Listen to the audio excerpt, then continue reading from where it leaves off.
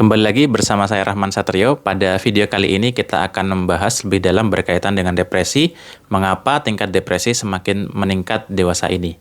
Di video yang sebelumnya saya sudah membahas tentang faktor-faktor dari depresi, salah satunya adalah stres dan genetik. Nah, pertanyaannya adalah apakah tingkat depresi sekarang semakin naik disebabkan karena faktor genetik?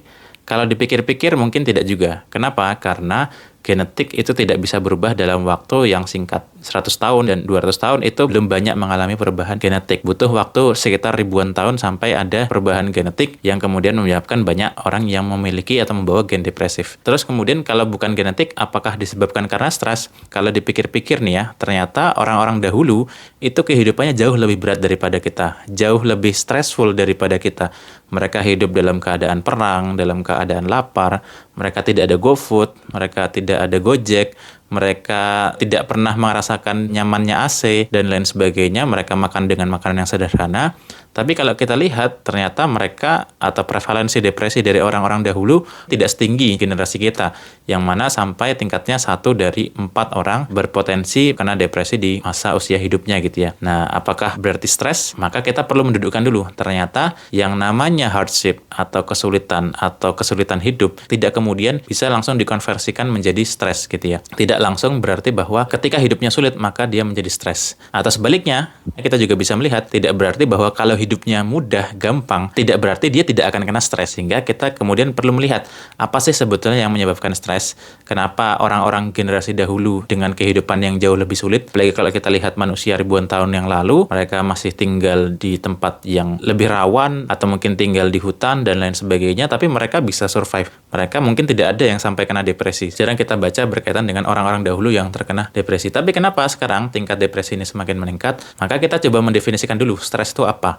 Nah, stres itu adalah kondisi di mana tubuh kita mengeluarkan kortisol, yang mana faktor psikologisnya adalah saat ada sesuatu hal yang kita inginkan, tapi yang kita inginkan itu tidak tercapai.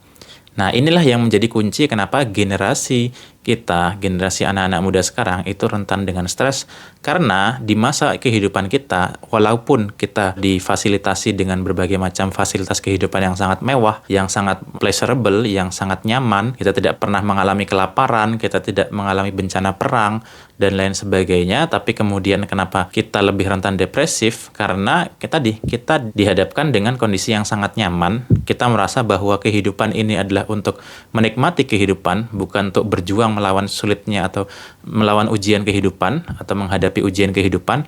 Sehingga yang terjadi ketika kita sehari-hari melakukan aktivitas-aktivitas seperti pleasurable activity, seperti bermain, nonton film, atau bermain game, baca komik, dan lain sebagainya, maka ketika kita dihadapkan dengan kesulitan-kesulitan hidup, kemungkinan kita stresnya akan jauh lebih tinggi. Kenapa? Karena mindset kita punya kecenderungan melihat bahwa hidup ini adalah untuk dinikmati. Hidup ini adalah untuk, bahkan ada istilahnya ya, wasting time. Bosen untuk menghabiskan waktu untuk ngapain gitu ya.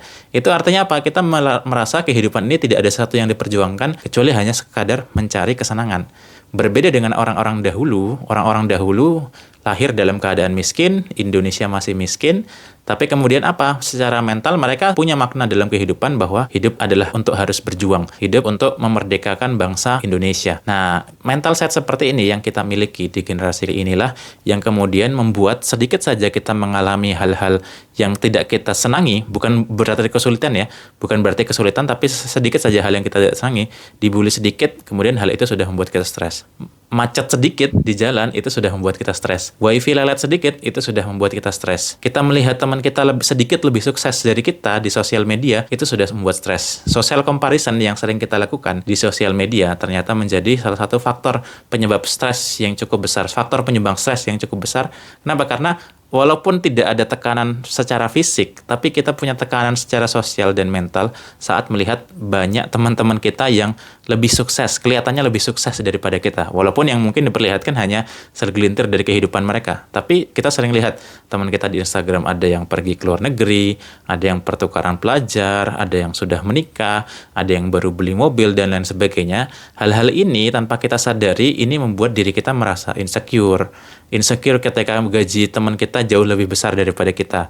insecure ketika kita gajinya hanya sekitar UMR, insecure karena kita belum bisa nyicil rumah, insecure karena kita belum lulus kuliah, dan lain sebagainya. Hal-hal ini, faktor psikologis ini ternyata membuat stress system kita itu terus-terusan teraktivasi. Kita terus-terusan teraktivasi walaupun tubuh kita kelihatannya tidak mengalami tekanan fisik, tapi mental kita mengalami tekanan disebabkan karena kita selalu melakukan social comparison, karena kita merasa bahwa kehidupannya harus menyenangkan, tapi in reality ternyata tidak bisa terrealisir, maka hal itu yang menyebabkan kita stres berlebihan.